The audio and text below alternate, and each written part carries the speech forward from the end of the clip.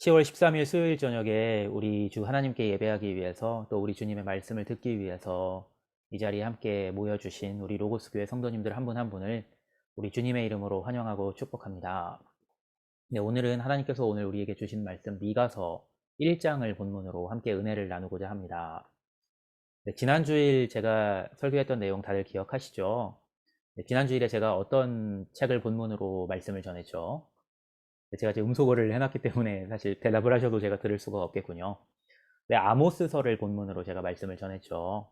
네, 그러면서 제가 무슨 말씀을 드렸냐면요. 아모스서가 후기 예언서, 구약 성경의 후기 예언서, 그 중에서도 소예언서에 속한다고 말씀을 드렸습니다. 네, 여러 이제 후기 예언서들이 있는데요. 아모스서가 시기적으로는 모든 후기 예언서 중에서 몇 번째 예언을 담고 있다고 말씀드렸죠. 네, 가장 앞선 첫 번째 예언을 담고 있다는 말씀을 드렸습니다. 네, 하지만 소예언서에 실린 순서로는 네, 첫 번째는 아니고요. 소예언서가 전체 12권으로 되어 있는데 그 12권 중에 세 번째 책이라고 또 말씀을 드렸죠. 네, 오늘부터 다음 주 화요일까지 우리가 읽고 묵상할 미가서는요. 12권의 소예언서 중에서 여섯 번째 책입니다. 네, 일단 중간쯤 되겠군요. 소예언서의 그 12권 중에서의 위치로만 따지면은요. 네, 뭐 소예언서의 위치로만 따지면 이제 중간쯤이지만요. 시기적으로는 어떨까요? 네, 아모스가 가장 초창기 후기 예언서 중에서요. 후기 예언자들 중에서는 가장 초창기 예언자라고 제가 말씀을 드렸으니까 네, 미가는 첫 번째 예언자는 아니라는 건 뭐 말씀 안 드려도 아실 거고요. 네, 아모스와 거의 동시대 예언자인 호세아가 있었고 그리고 뭐 조금 뒤 이사야가 있었잖아요. 그러니까 아모스, 호세아, 이사야에 이어서 네 번째 예언자입니다. 미가가요. 네, 미가는요. 그러니까 네 번째니까 아모스에 의해서 네 번째니까 아모스가 예언한 시대보다 좀 뒤에 예언을 시작했을 거잖아요. 한 몇 년이나 뒤에 예언했던 예언자이라고 추측하세요. 네, 한 뭐 10년일까요? 뭐 아니면 15년일까요? 10년도 아니고 15년도 아니고요. 20년 혹은 그 이상 뒤에 예언을 시작했어요. 아모스에 비교했을 때요. 그러니까 전혀 다른 한 20년이면 10년이면 강산이 변한다고 하잖아요. 그러니까 이스라엘의 분위기가요. 미가 선지자가 예언하던 때는 아모스 때와는 현저하게 달랐습니다.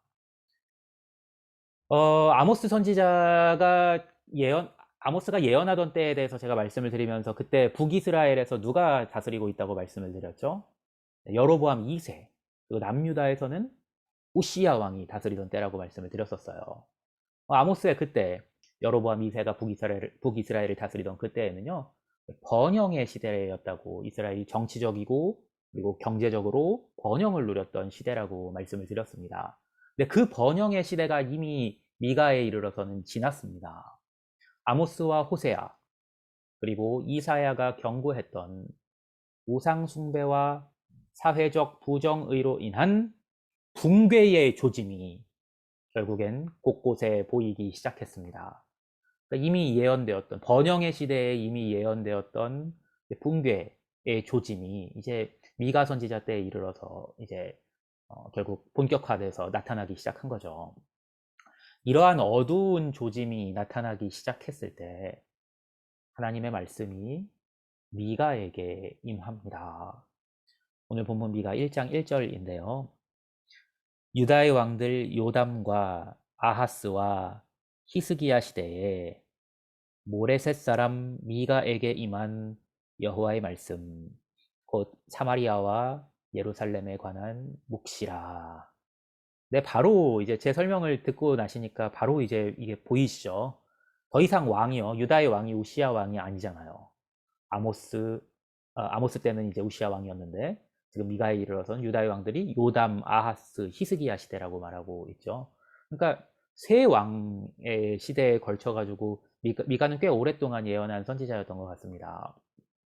네, 이렇게 미가서 1장 1절에서부터요.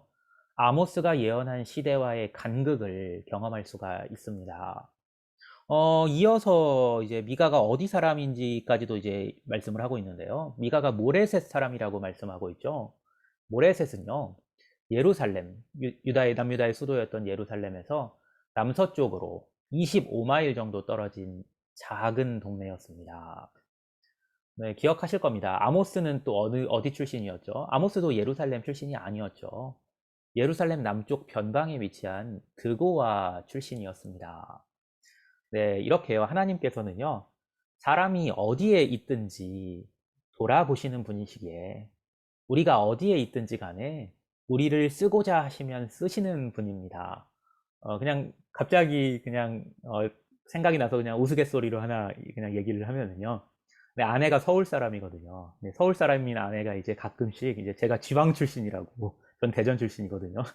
뭐라고 할 때가 있는데 네, 지방 출신이라고 무시해서는 안 되겠습니다. 네, 하나님께서 미가에게 주신 예언의 말씀이 사마리아와 예루살렘, 즉 사마리아는 북이스라엘의 수도였고 예루살렘은 남유다의 수도였잖아요. 그러니까 사마리아라고 하면은 결국은 북이스라엘 전체를 대표한다고 말할 수 있고요. 예루살렘이라고 하면은 이제 남유다를 대표한다고 말을 할 수가 있어요. 그러니까 지금 미가서 1장을 보시면은 미가에게 주신 예언의 말씀이 사마리아와 예루살렘을 향하고 있다는 것은 결국 북이스라엘과 남유다를 향한 말씀이라는 뜻이에요. 그러니까 미가서는요, 특이하게도 북이스라엘만도 아니고 남유다만도 아니고 북이스라엘과 남유다 둘 다에 관한 하나님의 예언에 대해서 말씀하고 있는 책입니다. 오늘은 우리가 미가서 1장만 읽었으니까 1장만 가지고 말씀을 드리면 2절에서 7절까지는 이제 북이스라엘에 대한 예언의 말씀에 해당하고요. 이어지는 이제 8절부터 9절에서 이제 조금 이제 북이스라엘에서 이제 남유다로 이제 옮겨가는 이제 트랜지션이거든요. 그다음 10절부터 이제 16절 마지막까지가 이제 남유다에 대한 예언의 말씀에 해당합니다. 네, 먼저 북이스라엘에 대한 예언의 말씀을 들어보시겠습니다. 2절부터 7절까지라고 말씀드렸죠. 2절을 먼저 제가 읽어드리면요. 백성들아 너희는 다 들을지어다. 땅과 거기에 있는 모든 것들아 자세히 들을지어다. 주 여호와께서 너희에게 대하여 증언하시되 곧 주께서 성전에서 그리하실 것이니라. 하나님께서 너희에게 대하여 증언하실 것이라고 말씀합니다. 이것이 미가서의 예언의 시작이에요. 하나님께서 증언하시겠다는 말씀. 이 미가서의 시작에 해당하는 이 말씀이 무슨 뜻일까요? 이어지는 3절에서 실마리를 발견할 수 있습니다. 여호와께서 그의 처소에서 나오시고 강림하사 땅의 높은 곳을 밟으실 것이라. 네, 증언을 하려면요, 나와야 하죠. 법정에 나와야 하죠. 하나님께서 당신의 처소에서 나오셔서 증언하시겠다는 겁니다. 하늘에 계신 하나님께서 증언하시기 위해서 당신의 처소에서 나오셔서 강림하셔서 땅의 높은 곳을 밟으시면 무슨 일이 일어나겠습니까? 4절인데요. 그 아래에서 산들이 녹고 골짜기들이 갈라지기를 불 앞에 밀초 같고 비탈로 쏟아지는 물 같을 것이니. 하나님께서 강림하시면요, 심판이 있습니다. 하나님께서는 공의로우신 분이기 때문에 하나님께서 임하시는 곳에는 공의의 심판이 이루어집니다.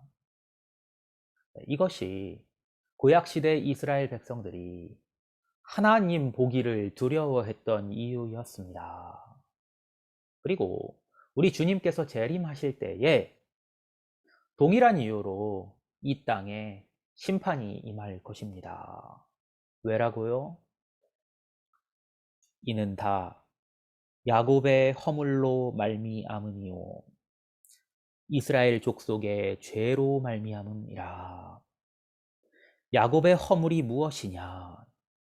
사마리아가 아니냐? 유다의 산당이 무엇이냐?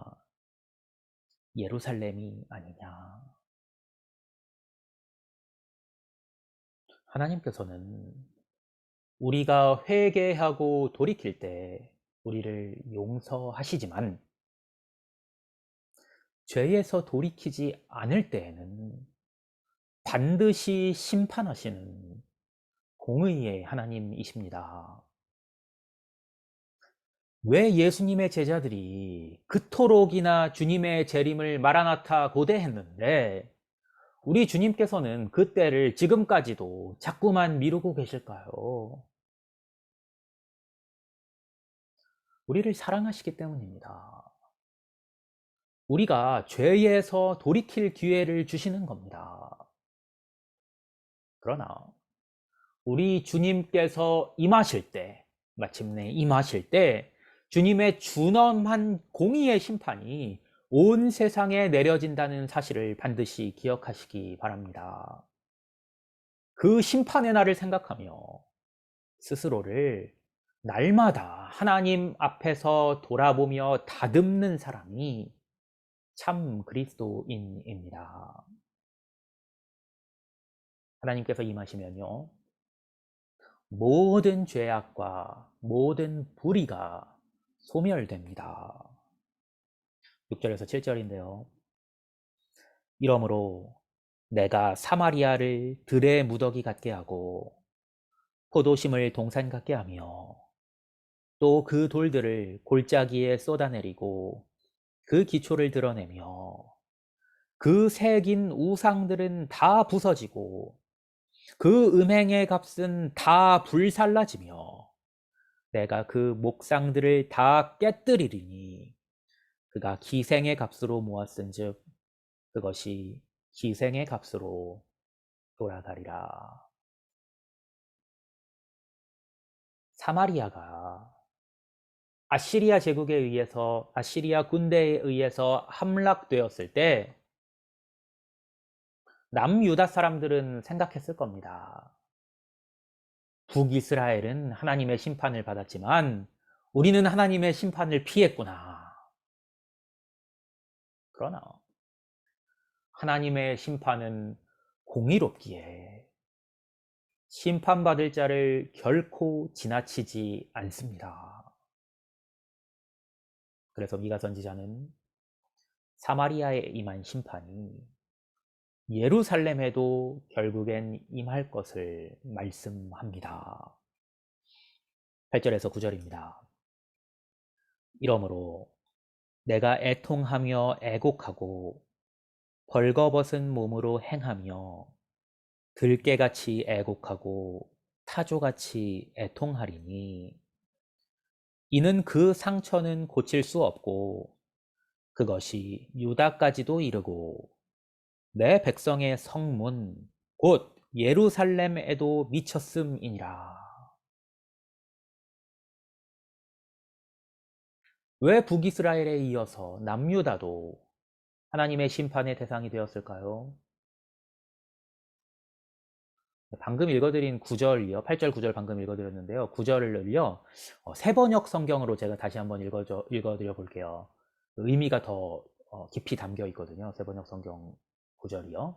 세번역 성경 9절은 이렇게 말씀하고 있습니다. 이것은 사마리아의 상처가 고칠 수 없는 병이 되고 그 불치병이 유다에까지 전염되고 기어이 예루살렘에까지 내 백성의 성문에까지 이르렀기 때문이다. 전염입니다. 사마리아의 죄악이 유다에까지 그리고 예루살렘에까지 전염되었기 때문입니다. 이것이 죄의 무서움입니다. 죄는 전염됩니다. 사마리아에서 예루살렘까지의 거리는요, 70km가 넘습니다. 뭐 지금이야 차가 있으니까 70km면은 뭐 1시간이면 차 타고 갈 수 있는 거리지만요. 당시에는요, 사마리아와 예루살렘이 멀리 떨어진 도시였죠. 그럼에도 사마리아의 죄악이 예루살렘에게까지 전염되었습니다. 근데 지금 우리는 코로나 시대를 살고 있기 때문에 이 전염이라는 단어가 낯설지 않고요. 전염이 얼마나 무서운 건지 잘 알고 있습니다. 네, 그래서 우리는 주일날 만날 때도 마스크 쓰고 그리고 서로 거리를 두고 예배합니다. 그래야죠. 전염되지 않으려면요. 코로나 바이러스에 대해서는 우리가 그렇게 조심하는데 또 감기에 대해서도 그렇게 조심하는데 죄에 대해서는 어떻습니까? 죄가 있는 곳에서도요. 마스크를 쓰고요. 죄가 있는 곳에 가까이 가지 않기 위해서 여러분은 거리를 두고 계십니까? 죄를 짓지 않기 위해서는 그렇게 하셔야 합니다. 왜 죄를 짓지 않기 위해 그렇게 해야 합니까? 공의로우신 하나님의 심판을 피하기 위해서입니다. 남유다는 그렇게 하지 못했습니다. 그래서 사마리아로부터의 죄악이 남유다 예루살렘에까지 이르러서 그들은 예루살렘의 멸망에 대한 미가의 예언을 들어야 했습니다. 10절부터 15절을 그냥 제가 한번 천천히 읽어드려 볼게요. 가드에 알리지 말며 도무지 울지 말지어다. 내가 베들라아브라에서 티끌에 굴렀도다. 사빌 주민아, 너는 벗은 몸에 수치를 무릅쓰고 나갈지어다. 사안한 주민은 나오지 못하고 베데셀이 애곡하여 너희에게 의지할 곳이 없게 하리라. 마롯 주민이 근심 중에 복을 바라니 이는 재앙이 여호와께로 말미암아 예루살렘 성문에 임함이니라. 라기스 주민아, 너는 준마의 병거를 메울지어다. 라기스는 딸 시온의 죄의 근본이니 이는 이스라엘의 허물이 내게서 보였음이니라. 이러므로 너는 가드 모레셋에 작별하는 예물을 줄지어다. 악십의 집들이 이스라엘 왕들을 속이리라. 말에사 주민아, 내가 장차 너를 소유할 자로 내게 이르게 하리니 이스라엘의 영광이 아둘람까지 이를 것이라. 네, 한 번에 제가 읽어드린 이유가 있습니다. 여러 어, 발음이 쉽지 않은, 익숙하지 않은 지명들이 계속 반복되기 때문인데요. 여러 지명이 이렇게 반복적으로 10절에서 15절에서 언급되고 있어요. 이 지명들이 왜 굳이 여기에 언급되었을까요? 이렇게 많이. 이 지명들이 배열된 순서를 가만히 보시면요. 네, 기원전 701년에 있었던 아시리아 왕 산헤드립의 남유다 침공 경로를 따르고 있다는 사실을 발견할 수 있습니다. 네, 아시리아의 왕 산헤드립이 남유다의 남쪽 지역을요, 미리 말하면 남유다의 남쪽 지역을 초토화시킨 사건이 하나님의 심판의 일환이었음을 암시하고 있습니다. 기원전 701년에 산헤드립의 남유다 침공 사건으로 남유다가 완전히 그때 멸망하지는 않습니다. 물론 그때 산헤드립의 군대가 예루살렘까지 들이닥쳤습니다. 하지만 하나님의 도우심으로 가까스로 예루살렘이 그때 함락되지는 않습니다. 그때 예루살렘 함락을 가까스로 피했던 그때 예루살렘에 있던 남유다 백성들은 무슨 생각을 했을까요? 한번 생각해 봤습니다. 과연 그들은 무슨 생각을 했을까? 이런 생각이 들더라고요. 사마리아가 아시리아에 의해 멸망하는 것을 바라봤을 때 그들이 했던 생각을 그때도 그들은 동일하게 하지 않았을까? 우리는 심판을 피했구나. 심판 피했다. 그러나 그들은 기억했어야 합니다. 공의의 하나님의 심판을 결코 피해갈 수 없다는 사실을 말입니다. 그때 그들이 이것을 기억하고 하나님의 경고에 돌이켜서 다시 정의와 공의를 행했다면 그들은 하나님의 용서를 입었을 것입니다. 그리고 그것이 하나님께서 그들에게 간절히 원하셨던 것이었을 겁니다. 그러나 안타깝게도 그들은 그러지 못했습니다. 오늘 본문 미가서 1장의 마지막 절입니다. 너는 내 기뻐하는 자식으로 인하여 내 머리털을 깎아 대머리 같게 할지어다. 내 머리가 크게 벗어지게 하기를 독수리 같게 할지어다. 이는 그들이 사로잡혀 너를 떠났음이라.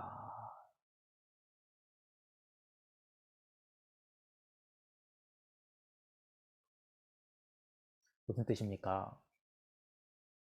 결국 그들과 그들의 자식들이죠.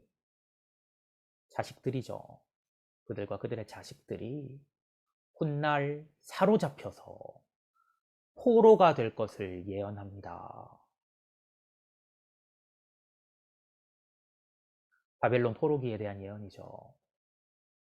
안타까운 일입니다. 만약 그들이 사마리아가 아시리아 군대에 의해서 멸망하던 그때에 사마리아를 향한 하나님의 심판을 보고 돌이켰다면 어땠을까요? 혹시 그때 돌이키지 못했다면 그 후에 산헤립의 침공을 통한 남유다를 향한 하나님의 경고, 하나님의 심판을 보고 돌이켰다면 어땠을까요? 휴, 우리는 심판을 피했구나. 이 아니란 생각이 결국 예루살렘 함락과 남유다의 완전한 멸망으로 이어졌습니다. 사랑하는 여러분, 여러분은 어떻습니까? 우리는 죄악으로 인해서 하나님의 심판이 임하는 것을 순간순간 보면서 들으면서 살고 있습니다. 뭐 뉴스만 봐도요. 매일 그런 사건들을 볼 수 있죠.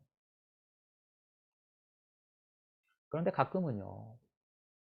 하나님의 심판이 어떤 사람에게는 내리지만 어떤 사람에게는 내리지 않는 것처럼 보입니다. 어떤 사람은 하나님의 심판을 피해가는 것처럼 보일 때가 있어요. 그래서 우리는 은연중에 이렇게 생각하게 됩니다. 내가 죄악을 행해도 하나님의 심판을 피할 수 있을지도 몰라. 그래서 주변에서 무슨 일이 있을 때마다 가슴을 쓸어내리면서 이렇게 생각합니다. 휴, 나는 피했구나. 내게는 이번에도 아무 일도 일어나지 않았어. 그렇게 안도합니다. 그러나 우리 하나님께서는 공의의 하나님이십니다. 오래 참으시는 하나님이시기에 하나님께서는 심판을 유보하시기도 합니다. 기다려 주세요. 그러나 그분께서는 반드시 당신의 공의를 따라서 온 세상을 심판하실 것입니다. 우리는 그 날을 바라보며 사는 사람들이어야 합니다. 당장은 심판을 피할 수 있을 수도 있습니다. 그러나 하나님께서는 마침내 우리의 죄악을 하나도 빠짐없이 심판하시는 분이라는 사실을 기억하고 살아야 합니다. 악이 전염된다는 사실을 깨달아서 악에는 가까이 가지도 않고 악한 자들의 모임에 합류해서는 안 됩니다. 그래야 우리가 마지막 날 하나님의 심판대 앞에서 고개를 들 수 있습니다. 오늘부터 다음 주 화요일까지 우리가 함께 읽고 묵상할 미가서는 말씀합니다. 하나님의 백성들은 삶의 모든 영역에서 정의를 드러내고 모든 사람들에게 자비를 베풀며 하나님 앞에서 겸손하라고 말씀합니다. 그것이 공의로우신 하나님을 아는 사람의 삶이고 사랑의 하나님의 뜻을 따라 사는 삶입니다. 미가 선지자의 외치는 소리에 귀 기울이시며 여러분의 삶의 모습을 점검하는 복된 한 주 되시길 우리 주님의 이름으로 간절히 축원합니다.